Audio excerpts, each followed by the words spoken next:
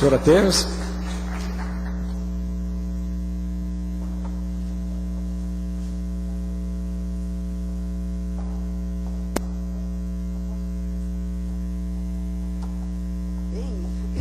Bom dia, eu nem sei se eu vou conseguir falar.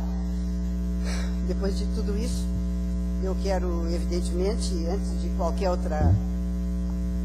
manifestação, agradecer essas carinhosas palavras, a oportunidade que me dão de mostrar para vocês a assistência e pesquisa que faz a gastroenterologia pediátrica. Eu quero mostrar para vocês como nós atuamos aqui no hospital. A GastroPed, ela é composta por esses que aí estão: Carlos, Cristina, Helena, que está destacada porque no momento ela está fora do país, em Londres, em viagem de estudos, Jorge Luiz Santos, Sandra Vieira. Esta é a GastroPed aqui do Hospital de Clínica. Seguinte, nós temos atividade em ensino, assistência e pesquisa. Ensino, hoje nós não vamos fazer considerações. Nós atuamos, evidentemente, nos vários níveis do ensino, pós-graduação sensu lato, estagiários daqui de fora, pós-graduação sensu estrito, nos 2 programas que eu tenho o prazer de participar, programas de pós-graduação da gastroenterologia e da pediatria. Hoje eu vou me referir a isso aqui: a assistência e a pesquisa. A assistência nós fazemos tanto no ambulatório quanto na internação, e um programa para nós muito especial é o programa de transplante hepático. Seguinte, em relação à assistência ambulatorial, muito rapidamente, eu quero chamar a atenção que nós temos atividade 5 vezes por semana. Ela é extremamente profícua e nos dá, de uma certa forma, orientação para as linhas de pesquisa que nós, como grupo, desenvolvemos aqui no hospital. Então, para mostrar para vocês, rapidamente, fiz um levantamento das principais queixas, dos principais motivos de consulta. Por que que os pacientes nos procuram aqui no Hospital de Clínica? Basicamente, são esses os motivos: dor abdominal crônica, evidentemente refluxo gastroesofágico, constipação crônica, que é permanentemente uma das queixas mais frequentes, e o que eu chamei de hepatopatia, doenças relacionadas a fígado, das quais eu destaco 2 vertentes: a colestase neonatal e as hepatites virais. Em relação às principais linhas de pesquisa, eu quero chamar a atenção que nos preocupa muito as alterações intestinais e as suas consequências. Seguinte, não tem aqui, tem que pedir. E uma das linhas de pesquisa que está diretamente relacionada a isso, sem dúvida alguma, são os aspectos nutricionais, que nós trabalhamos fundamentalmente, mas não só, em hepatopatia. E aqui eu pincei alguns dos estudos que eu tive o prazer de orientar, que nós realizamos, e que constituíram dissertações e teses nos programas nos quais eu trabalho. Chama atenção, em primeiro lugar, o trabalho do professor Paulo Carvalho, que deu uma enorme satisfação: fatores de risco de colestase associada à nutrição parenteral em crianças com idade superior a 1 mês. Paulo fez mestrado em 93, e vários outros estudos, um outro que nos deu muita satisfação, com Mário Reis Álvares da Silva, não agora com crianças, mas com adultos, uma avaliação do estado nutricional de várias maneiras. Cláudia Gasal fez o seu mestrado em 95, também explorando a linha de pesquisa nutrição em crianças cirróticas. Mais recentemente, entre os adultos, no programa de gastro, a Catarina Gottschall, estudando calorimetria em cirróticos, e mais recentemente, uma colaboradora nossa, a Ana Cláudia, que aí está, Ana Cláudia Schneider, estudando vários aspectos nutricionais em crianças e, sobretudo, alterações do zinco. Seguinte, aí estão as duas. Catarina agora nutricionista, Catarina é professora agora da Fundação, que não se chama mais Fundação, Universidade de Ciências Médicas de Porto Alegre, e que agora cursa o doutorado. Aqui a Ana Cláudia, seguinte, que agora é colaboradora nossa e que realiza o seu doutorado. está em vias de realizar o seu doutorado. Uma outra colaboradora, também na área de nutrição, a Marília Bastos, agora professora em Santa Cruz. Eu tenho muito prazer em ver as filhas agora distribuídas em vários locais. A Marília trabalhou com vitamina, sobretudo com vitamina D e colestase, seguinte, agora professora, mas mantém um vínculo muito estreito conosco. Uma outra linha de pesquisa que nós estamos desenvolvendo cada vez mais é a da doença celíaca. E entre os vários estudos que estamos realizando com doença celíaca, o Álvaro é um recente aluno do mestrado da Gastro, o mestrado está em desenvolvimento, em que ele estuda, e acho que estamos desenvolvendo aspectos interessantes de testes, novos testes para detectar glúten nos alimentos. Além disso, tive uma satisfação muito grande de participar como co-orientadora de um doutorado feito em Madrid, ainda em doença celíaca, no caso, repercussão óssea, do professor Ivo Scheger, professor em Passo Fundo. Lovaine, aí está. Lovaine é um outro trabalho feito, eu estou chamando a atenção no momento, da linha de pesquisa doença celíaca. Lovaine nos trouxe o assunto qualidade de vida, que até então nós não tínhamos abordado grandemente no nosso grupo. Fez um estudo de caso controle de qualidade de vida em crianças celíacas. Este estudo não poderia deixar de ser co-orientado pelo professor Marcelo Fleck. Uma vez em via de publicação, uma vez completada, ela deve continuar na mesma linha no doutorado. Este é um plano para fechar essa parte da doença celíaca que nós temos com a professora Elizabeth Cirne Lima, que tem vinculação com a Universidade em Munique, em que já estivemos lá a esse propósito para desenvolver um trigo, e um trigo que tenha um menor teor de gliadina, porque a gliadina é a fração deletéria mais importante para a doença celíaca. Isso é um projeto a longo prazo, eu não sei se eu vou conseguir ver o fim dele, mas de qualquer maneira nós estamos dando a largada agora. Em relação à internação, existem algumas linhas que eu quero chamar a atenção. Uma delas é a da colestase neonatal. Aqui vocês veem representado uma criancinha em excelente estado geral, mas amarelinha, e que, apresentando acolia, fezes acólicas, com uma duração de muitos dias, certamente superior a uma semana de acolia, apresenta atresia de vias biliares. A atresia de vias biliares é para nós um motivo de grande interesse e significa 50% dos nossos transplantes de fígado. Seguinte, não é fácil diagnosticar a atresia de vias biliares. Existem inúmeras estratégias diagnósticas e uma que parece de uma simplicidade enorme, mas extremamente interessante, é uma escala cromática da cor das fezes. Nós estamos, Dr. Carlos Killing, eu, o grupo, enfim, nós estamos propondo à Sociedade Brasileira de Pediatria o que já foi feito em outros países, na Tailândia, na Argentina, dar para a mãe, ao nascer a criança, ainda no berçário, uma escala cromática, em que ela vai comparar a cor das fezes da criança. Isto pode parecer até ingênuo, mas nos lugares em que isso foi feito, isso é uma situação recente, nos lugares em que foi feito, se revelou uma estratégia extremamente benéfica, no sentido de trazer mais precocemente a criança para investigação. A caderneta de saúde, hoje em dia adotada pela Sociedade Brasileira de Pediatria, permite, está em procedimento, a inserção de elementos coloridos. Então, nós encaminhamos e foi recebida com bastante simpatia. Significa que os pais participarão também dessa situação. Se a cor suspeita, procure o pediatra, a cor suspeita são essas três. Observe nas fraldas a cor da urina. Se for amarela, colúria, procure o pediatra. E se a criancinha fica ictérica por mais de 2 semanas, obrigatoriamente pergunte ao pediatra, peça ao pediatra solicitar bilirrubina.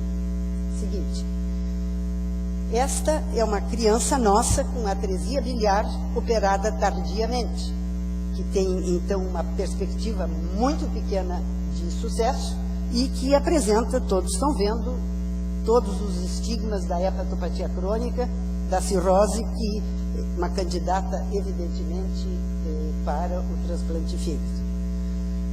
Falar em colestase neonatal, eu falo no Jorge Luiz. A nossa linha de pesquisa de colestase neonatal e, sobretudo, atresia de vias biliares deve muito a ele. E vocês veem que o Jorge tem uma coerência absoluta, porque já em 93 ele fazia o seu mestrado, que eu tive o prazer de orientar, utilizando técnicas extremamente elaboradas e muitas criação dele, comparação com técnicas de cintilografia biliar, índice e ainda acoplado a isso, o estudo de variáveis histopatológicas, buscando um diagnóstico mais precoce de atresia biliar. Ele continuou nessa linha e agora, mais recentemente, em 2002, fez o seu doutorado ainda em atresia biliar, mostrando que pela primeira vez são achados absolutamente originais alterações muito importantes que até então não tinham sido descritas em artérias e arteríolas nos espaços porta dessas crianças. Aqui, então, vocês veem, esse dado é absolutamente original, há uma hiperplasia de ramos arteriais que foram descobertos aqui pelo Dr. Jorge Luiz dos Santos. Seguinte. Mas, claro, que colestase não é apenas icterícia, prurido, colúria, hipocolia e atresia biliar. Então, nós queremos desvendar mais colestase. Colestase de um lado e fibrose do outro são os dois grandes elementos na hepatopatia que devem ser resolvidos, na hepatologia. E então vejam, colestase é uma situação extremamente complexa, a retenção biliar envolve um número grande de reações nos quais pelo menos 16 enzimas estão envolvidas. Seguinte, para que haja a secreção, a indução do fluxo biliar. Existem muitos distúrbios no metabolismo de ácidos biliares que ocorrem não apenas pelo acúmulo de ácidos biliares tóxicos, mas também, evidentemente, pela falta da colerese, pela falta de ácidos que promovam a excreção biliar. E nas crianças é especialmente importante discutir e esclarecer diferentes tipos de alteração dos transportadores canaliculares do pigmento biliar, porque nós temos pacientes em que essas proteínas carregadoras solutos, transportadores canaliculares, a ausência deles ou a inativação deles explicam casos de colestase neonatal. Então, nós queremos aprofundar esta linha. Mas colestase, de novo, não é só icterícia, colúria, prurido e acolia. Essa é a ponta do iceberg. E, no restante do iceberg, alterações muito importantes relacionadas, de novo, à nutrição através de esteatorreia e um dos aspectos para nós muito importantes, as alterações ósseas.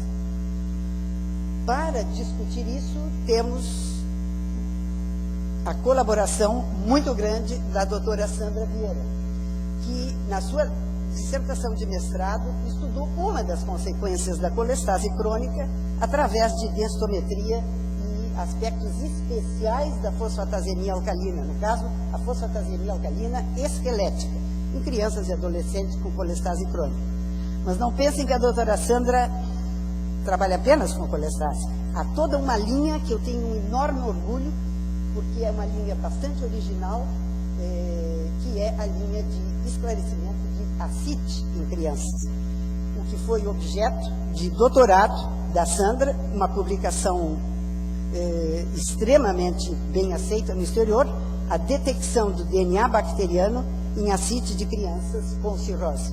Este trabalho foi feito em colaboração, evidentemente, com, depois nós vamos falar exaustivamente, de outros colegas que participaram, mas eu quero chamar a atenção aqui do Serviço de Microbiologia, aqui do hospital, Dr. Afonso Barros, especificamente, e, sem dúvida alguma, quando se fala em DNA, se pensa na doutora Úrsula Matti. Seguinte, que aparecerá várias vezes aqui na nossa apresentação. Uma outra colega que infelizmente eu ainda não consegui que esteja aqui de uma maneira definitiva é a Raquel. Esta loura bonita é a Raquel Borges Pinto, que está aqui com outra loura bonita, que é a Ana Flor, nossa acadêmica de medicina. Raquel desenvolveu neste hospital, conosco, 2 focos de interesse. Um, hipertensão porta. Outro, metais nas doenças hepáticas. Hipertensão porta foi o objeto de tese na pós-graduação de gastro da Raquel, em que ela estudou com a doutora Eliane Rose, que é aqui presente, estudou alterações das deficiências das proteínas C, S, antitrombina e diferentes mutações. Todos esses trabalhos publicados no exterior com excelente repercussão. E a Raquel foi a primeira aqui no nosso meio a ter reconhecido uma bolsa do CNPq de pós-doutorado, e com isso nós conseguimos manter a Raquel aqui 4 anos. Infelizmente agora ela não está aqui, mas espero que volte sob forma de como professora num dos próximos concursos. Metais nas doenças hepáticas é uma linha de pesquisa que existe e que ela criou com a gente, foi feita em colaboração com a Faculdade de Farmácia, e da qual se originaram 3 outras dissertações. Uma estudando manganês, outra ferro, outra zinco, também na pós-graduação de gastroenterologia. Aqui constato com prazer a presença do professor Sérgio Gabriel Silva de Barros, nosso chefe na pós-graduação de gastro. Bom, Cristina Helena Targa Ferreira, uma das minhas mais caras colaboradoras. A Cristina, vocês verão, além de várias coisas que faz, Cristina tem um dom especial para endoscopia. Eu digo com prazer, a Cristina foi a primeira gastroenterologista pediátrica a ter a sua atividade como endoscopista chancelada pela SOBED. A primeira que teve o título de especialista. Finalmente temos a Cristina fazendo endoscopia aqui no Hospital de Clínica. E agora, inclusive, como co-orientadora, assim como a Sandra e o Jorge, co-orientando dissertações. E aqui co-orienta a dissertação da Juliana, e o que as une é o Helicobacter pylori. Seguinte, falando do Helicobacter pylori, eu quero, na figura da Camilinha, Camila Pereira, acadêmica de medicina, homenagear todas as nossas bolsistas. A Camila, bolsista PIBIC, HCPA, nós temos bolsistas PIBIC URGS, PIBIC CNPq e assim por diante. Eu não teria condição de apresentar todas as nossas bolsistas, graças a Deus são muitas, então eu quero, homenageando a todas, apresentar a Camila, que trabalha diretamente com o Carlos em estudos não apenas de Helicobacter, em relação à endoscopia digestiva também, e ainda colangiopatia, como é que é? CPR, como é que é? Colangiopancreato endoscópica retrógrada, CPR. Tá, seguinte. Então, na Camila se sintam todas as bolsistas representadas. Bem, sem eles, nada feito. Eles falam a verdade, que é a anatomia patológica. Então, são poucos os estudos que nós fazemos sem a presença do professor Carlos Tadeu Schertz e professora Luiz Noy. Com exceção dos estudos de epidemiologia, eu não me lembro de algum em que eles não tenham sido presentes. Não apenas auxiliando, mas informando e nos abrindo caminho. Tenho o prazer de orientar com a doutora Luizineira alguns trabalhos, e entre eles o doutorado do professor Carlos Tadeu Schertz, que está fazendo um trabalho extremamente interessante e original. Seguinte, por favor. O projeto que, em termos de assistência, mais nos chama a atenção, sem dúvida alguma, transplante de fígado. E aqui o nosso casal, professora Maria Lúcia Zanotelli, professor Guido Cantizani, responsável pela introdução de transplante hepático no Rio Grande do Sul, e responsáveis pelo transplante aqui no Hospital de Clínica de THI, transplante hepático infantil. Seguinte, aqui alguns rápidos slides para mostrar para vocês o nosso programa. Quando nós tínhamos em torno de 100 transplantes, vejam que a causa mais frequente, sem dúvida alguma, a indicação é a atresia biliar, praticamente 50%. E isso é assim no mundo inteiro. Insuficiência hepática aguda, ainda casos de cirrose não esclarecida e assim por diante. Seguinte, para mostrar, chamar a atenção, passa outro, tem um, quero chamar a atenção também de que, embora a maioria dos pacientes seja do Rio Grande do Sul, eles vêm de vários outros lugares, inclusive de fora. E nós temos que nos preparar, porque muitos desses pacientes são do interior. Eu acredito que dentro de pouco tempo, os médicos, não apenas os transplantadores, mas aqueles que trabalham com, estamos falando em transplante pediátrico, pediatras de cidades nas quais não existe transplante, eles têm que estar aparelhados para atender esses pacientes, que são pacientes extremamente complexos. Aqui, para vocês verem claramente a nossa curva de aprendizado.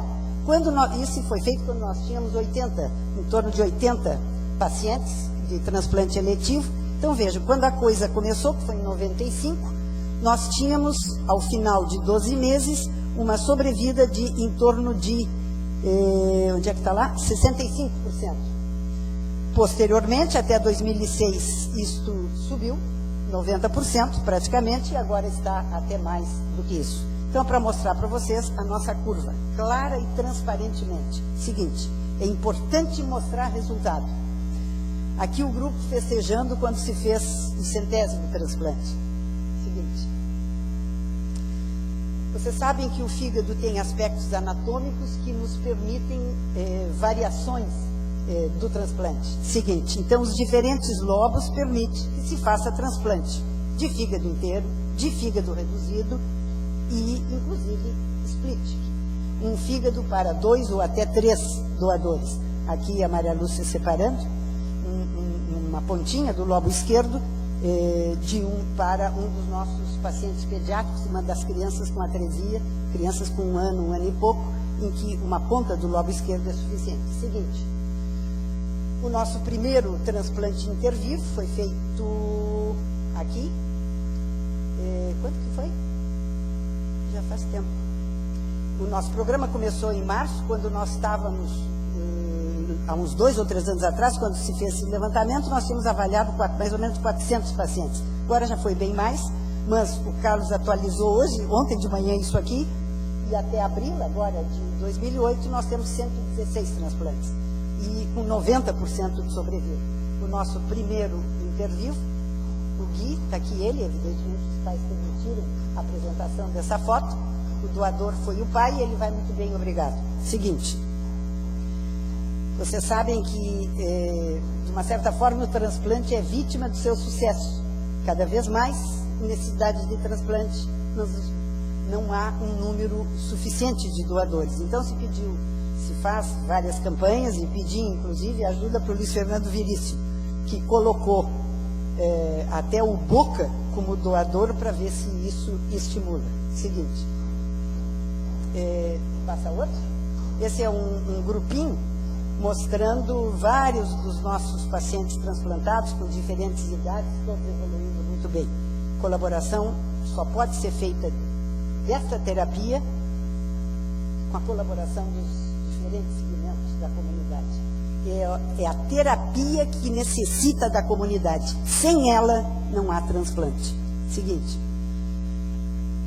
o Carlos, com uma das nossas pacientes, Carlos me deu uma grande alegria quando, em 2002, defendeu o seu mestrado exatamente já trabalhando com o nosso material. E o mestrado que ele defendeu foi Fatores de Risco para Óbito Precoce em Crianças e Adolescentes. Foi o primeiro trabalho feito aqui no Hospital de Clínica relacionado a transplante. Por definição, o transplante, evidentemente, é multidisciplinar. Eu não posso mostrar todos os trabalhos feitos em todas as áreas, mas eu quero chamar a atenção de algumas. Uma delas, sem dúvida alguma, o grupo da psicologia. Doutora Márcia Anton, aqui presente, apresentou há pouco tempo, no ano passado, o segundo mestrado em psicologia com os pacientes do transplante de fígado, na realidade com os familiares, em que ela entrevistou um trabalho extremamente interessante, em que ela analisou os familiares dos pacientes. Previamente já tinha havido um outro estudo, que também o foco foram os familiares dos pacientes, da psicóloga Daniela. Seguinte, que a Daniela no momento não se encontra mais aqui. Seguinte, eu não consegui o retrato da Márcia, da Maria da Graça, que é a nossa assistente social, o nosso anjo da guarda, que nos ajuda enormemente. E esse retrato da Janete, eu acho que ela não vai ficar muito feliz, porque ela está de óculos, mas eu não tinha outro, então é uma homenagem à enfermagem, sem o que nada existe dentro de um hospital. Seguinte, muito menos transplante. Embora o entusiasmo todo relacionado a transplante, nós não nos afastamos um minuto de discutir em profundidade relação custo-benefício. Tem que estar presente em todas as discussões e em todos os níveis. Passando agora diretamente à pesquisa, faço o seguinte: em primeiro lugar, o Nuclevac. O Nuclevac é uma estrutura que nós temos no terceiro andar e que nos possibilita a realização, vocês vão ver, de muita coisa. O Nuclevac tem esse nome, do Núcleo de Pesquisa em Vacina. Ele é constituído por esse grupo que aqui está, capitaneado pelo professor Boaventura Antônio dos Santos, e que tem aqui como anjo da guarda a Dinara. Eu sou um fracasso no computador. Eu queria fazer umas asinhas de anjo aqui na Dinara, mas não consegui. Então imaginem a Dinara como um grande anjo, porque ela que nos dá régua e compasso aqui para este grupo.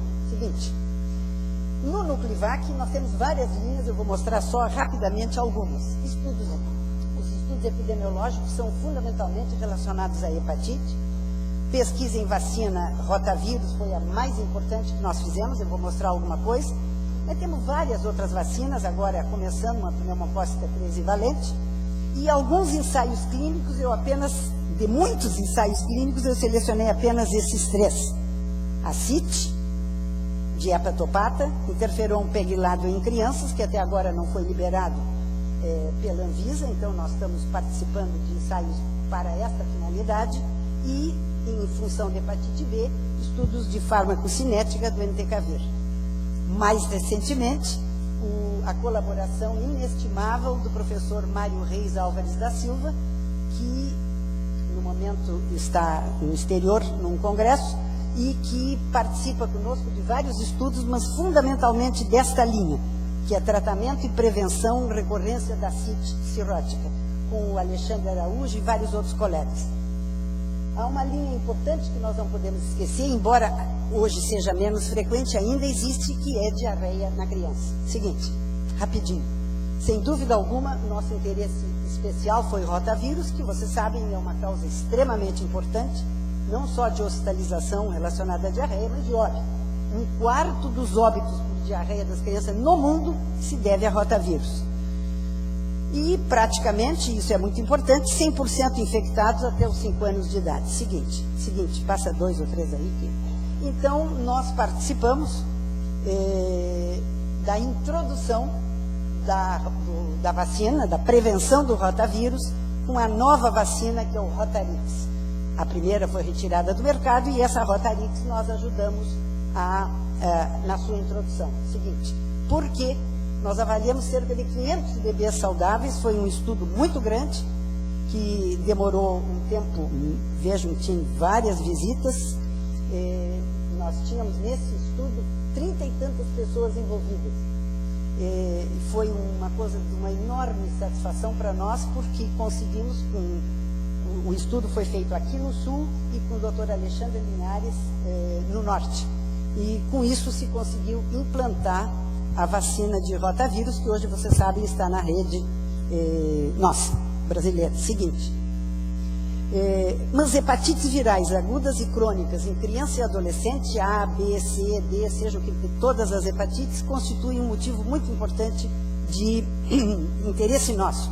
Aqui apenas para chamar a atenção de alguns estudos que no Nuclevac nós participamos em hepatite. Tanto hepatite A e B e as publicações, hepatite B, hepatite A, aqui prevalência de anti-HBC em criança e adolescente na América Latina, e aqui com o professor Eduardo Passos, hepatite C também, em reprodução. Tem vários estudos, eu só chamei a atenção de algumas. E aí, volta, com grande ênfase, a Cristina. Cristina Ferreira tem na hepatite viral um interesse muito especial. Foi objeto do mestrado e agora, mais recentemente, do seu doutorado, em que ela fez um estudo bonito de crianças portadoras de Down e de hepatopatia crônica a uma vacina inativada contra hepatite A. Foi o primeiro estudo feito no mundo em relação à síndrome de Down e vacina hepatite A, e que mostrou excelentes resultados. E, mais recentemente, concluímos, está em vias de publicação, para aqueles que acham que hepatite A é uma doença simples, eu gosto de mostrar que grande parte da insuficiência hepática aguda, da hepatite fulminante, que chega neste hospital em crianças e adolescentes, se deve aqui à hepatite A. Esses estudos estão sendo reproduzidos, nós já estamos com um número maior, agora é em torno de 38%, 39% a proporção de vírus A nas hepatites fulminantes. E isto se reporta também ao resto da América Latina, não é só nós. Com isto, eu pretendo, e tantos outros, sensibilizar as autoridades para a introdução da vacina contra a hepatite A. É uma doença prevenível. Um dos estudos que nós fizemos no Nuclevac que eu mais gosto foi esse. Com o Juarez e a Lenita, nós estudamos, avaliamos o conhecimento dos ginecologistas e dos obstetras em relação à hepatite B. Não foi um resultado que nos tenha deixado satisfeito. Foram aplicados questionários, todos bem estruturados, semi-fechados, pré-codificados. Esse estudo foi feito em colaboração com o grupo da Bahia, Salvador, professora Luciana Silva, o grupo da Epidemiologia da Bahia, que é um grupo conceituadíssimo, que fez as perguntas. E aí nós estudamos vários aspectos, inclusive o tempo de exercício do profissional. Seguinte, vamos adiante. E aí vimos com muita preocupação que apenas 5% dos profissionais adotaram medidas corretas, como avaliar e vacinar os suscetíveis em relação à hepatite B. Seguinte, então nós precisamos falar em hepatite. Seguinte, laboratório, centro de pesquisa. Embora o centro do nosso laboratório seja bem novo, já em 2005 pôde ser lá palco de uma dissertação de mestrado, no caso da nossa colega Ana Regina Ramos, hoje trabalhando no Hospital Conceição, em gastroenterologia pediátrica. A Ana Regina trabalhou com uma das nossas linhas, modelo experimental de cirrose, vários tipos de modelo, e aqui ela trabalhou com ratos víscero, utilizando tetracloreto de carbono, aqui está administrando no ratinho, nunca tinha pegado um rato na vida, e então, pouco a pouco, nós estamos nos adestrando. E estudou vários aspectos, cada um deles origem a uma publicação, efeito da restrição dietética, permeabilidade intestinal com cromo-EDTA, translocação bacteriana, para chamar a atenção que isto é uma coisa interessante. Há muito tempo que eu me interesso por testes diagnósticos, como todos nós. Então, para vocês verem, já em 97, até antes disso, a Elza fez o seu mestrado comigo, estudando esteatópico, que é avaliação de gordura nas fezes. A Fernandinha Preto, que está professora em Caxias, trabalhando com H2 expirado para diagnóstico de hipolactasia.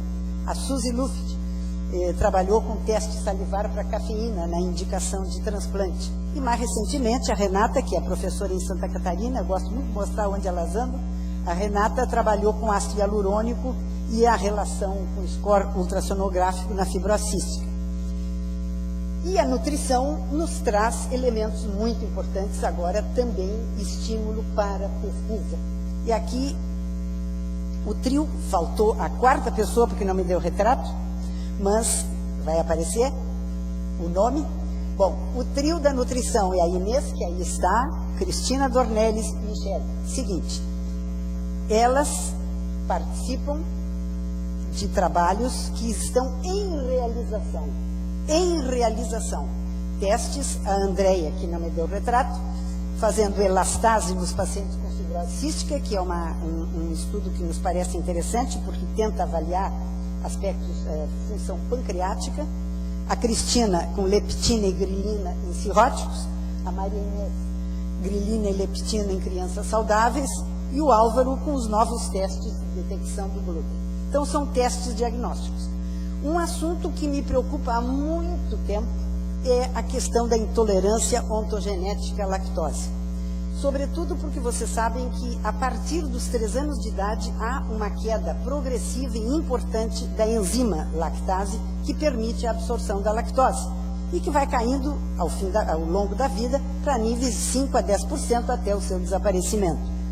As manifestações clínicas são frequentes: dor abdominal, flatulência, diarreia. Grande parte da diarreia, que é atribuída à enterocolopatia funcional de adaptação, que é o nome bonito da cólon irritável, grande parte disso, na minha opinião, se deve à intolerância à lactose. Bom, tem frequência muito importante em alguns grupos, em alguns grupos étnicos chega a 100%, e vejam, 2/3 da população mundial é intolerante à lactose, e a grande maioria não sabe.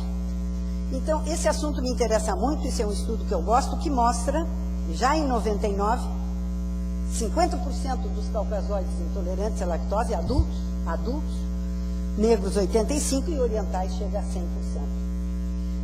Na população geral brasileira, em torno de 60%. Seguinte, então fizemos vários estudos e, mais recentemente, com o desvendamento, o mapeamento, o sequenciamento completo do gene, aqui representado no cromossoma 2 da lactase, nós então tivemos voos maiores. Seguinte, então, além dos estudos clássicos, a presença da doutora Úrsula Matti nos permitiu continuar nessa linha da hipolactasia. A Úrsula figura absolutamente indispensável no Centro de Terapia Gênica. Estamos trabalhando muito próximo, temos inúmeros estudos em colaboração. Seguinte, mas para esse, que eu tenho muita satisfação, o trabalho não existiria sem ela. Foi, de novo, uma nutricionista, a Andréia, que no seu mestrado fez análise molecular do gene da lactase, florizina e hidrolase em intolerantes e intolerantes à lactose. Eu não vou mostrar o trabalho, apenas resumir dizendo que a análise molecular é valiosa na detecção das mutações do gene, não necessita daquela sobrecarga de lactose horrorosa para fazer o teste, os pacientes sempre reclamam, ele é pouco invasivo, é só uma coleta de sangue, e que extrai-se então o DNA, amplifica por PCR, clivagem, etc. Seguinte, é uma condição normal, a assim chamada hipolactasia. A persistência da lactase é que é a mutante.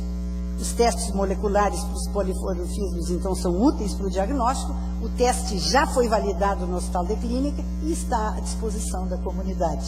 E eu tenho grande satisfação de dizer que foi criado aqui, feito por nós, uma mestranda da nutrição, e está à disposição da comunidade. E hoje em dia nós temos recebido muitas solicitações para a realização desse teste, que é absolutamente civilizado.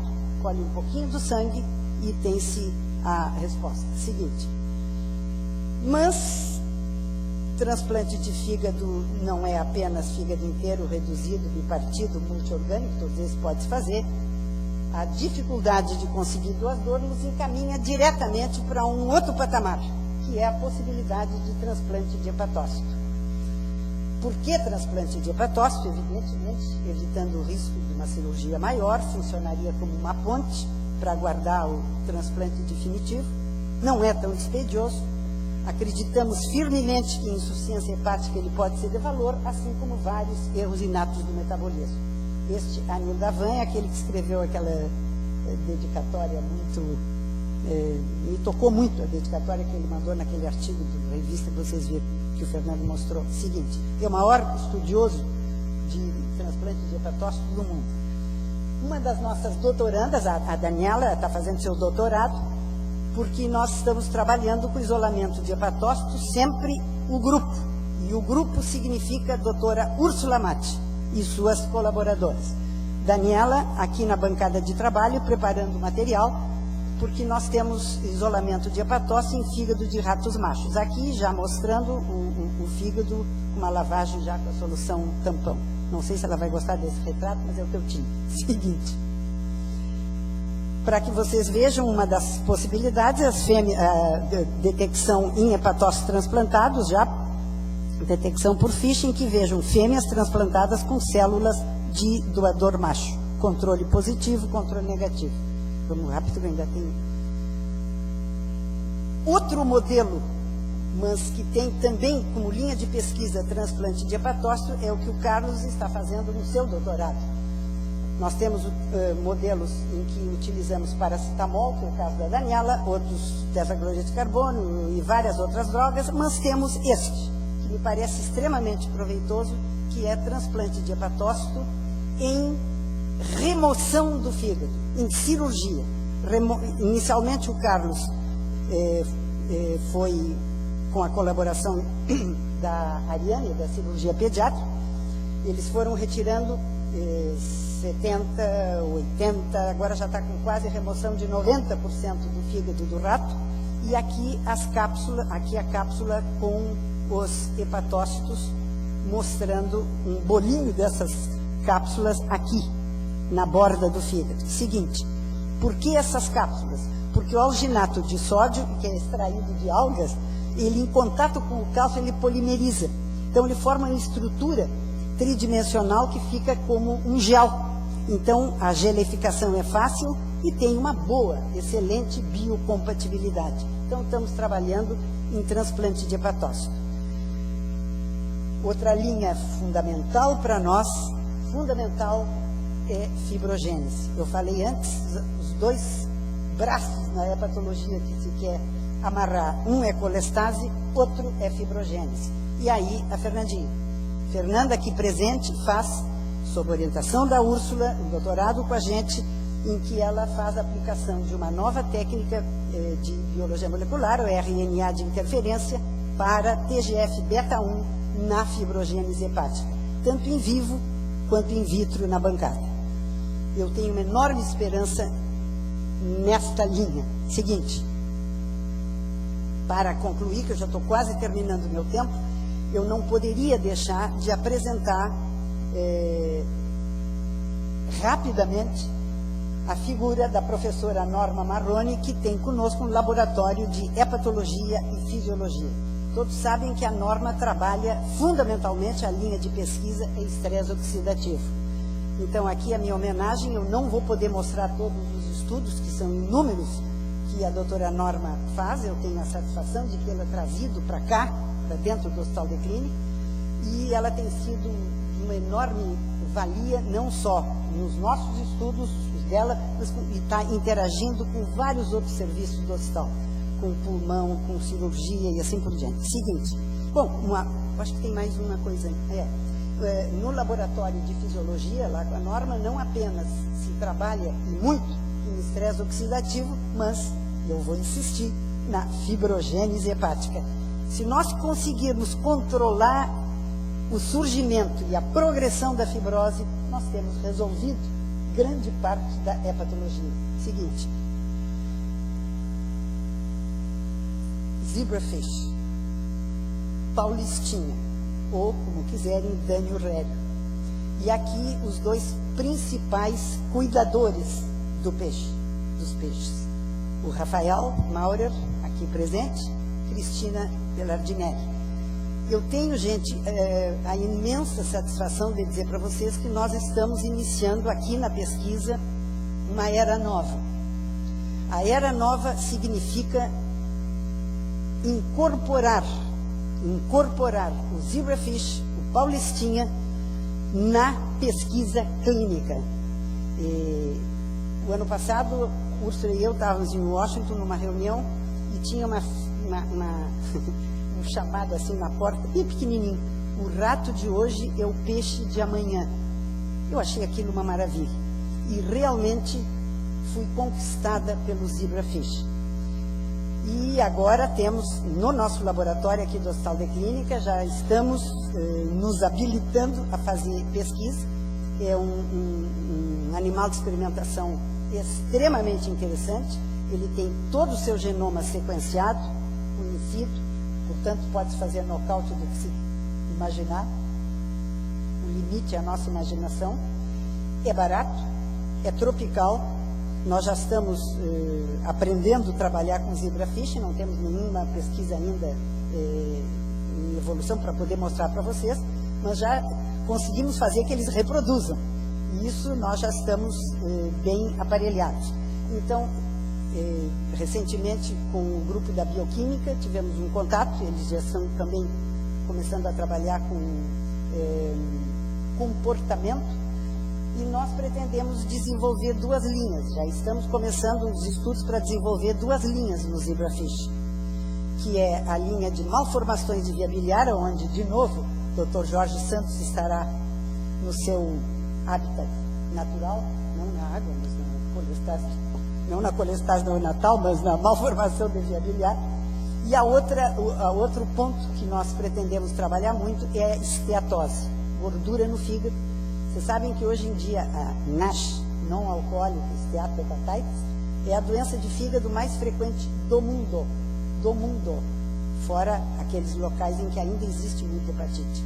Então existem modelos muito interessantes que nós estamos começando a nos inteirar de determinar gordura, esteatose nesses animais. Eu pretendo, com isso, está quase terminando, eu acho que esse realmente é o futuro. E uma das finalidades dessa apresentação é, mostrando para vocês o que a gente faz, oferecer oportunidade.